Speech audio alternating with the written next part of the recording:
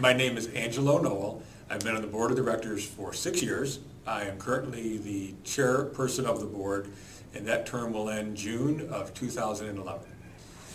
I first was involved or exposed to the Red Cross. I had a few friends who were on the board or knew of a few acquaintances who were on the board, and just in conversation about the type of the work they were doing, the type of work the Red Cross was doing, I was familiar with the Red Cross name and brand and what it means to the community and what it means in disaster services.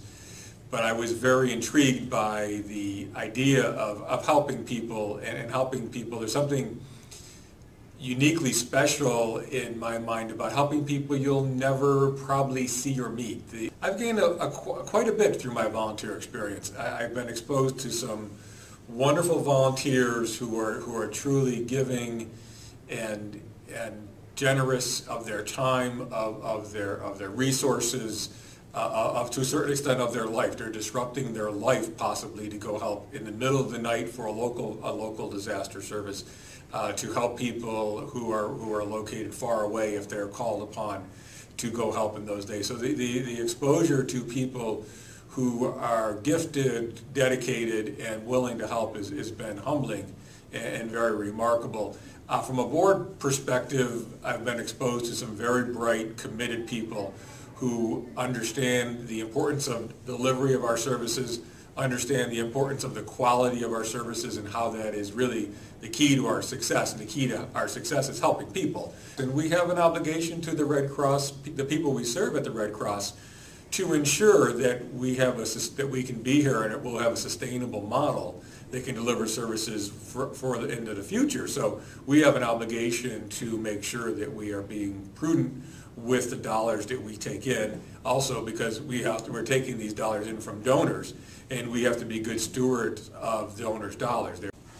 My favorite part of the Red Cross is the astounding number of ways the Red Cross helps people at normally very stressful times. For example, locally, we will be helping people through over 365 fires this year in Rochester alone. These are people who have been displaced normally at night, normally during the coldest months of the year, and the Rochester Red Cross, just focusing on that one example of service delivery, the Rochester Red Cross is there, not just there saying, hey, how are you, what can we do for you, here's a cup of coffee. We've thought through and learned from the people we're servicing and helping, and we are helping them in many other ways. We're there to say, tell us about your pharmacy. Do you need access to a pharmacy? Do you have any prescriptions you did not be able to take out? Do you have any medication issues? Do you have some other issues? Is there anything that you need? We have on some of our service vehicles, we have the ability to talk to people who are hearing impaired, which is a wonderful advance that we introduced a few years ago based upon feedback that the Rochester community needed that service, and the Rochester heard that. So I think probably the biggest and most impressive thing about the Rochester Red Cross is we have actually listened and applied things that the people we're trying to help have told us, and we've learned from the people we're trying to help of what they may need at a very stressful time.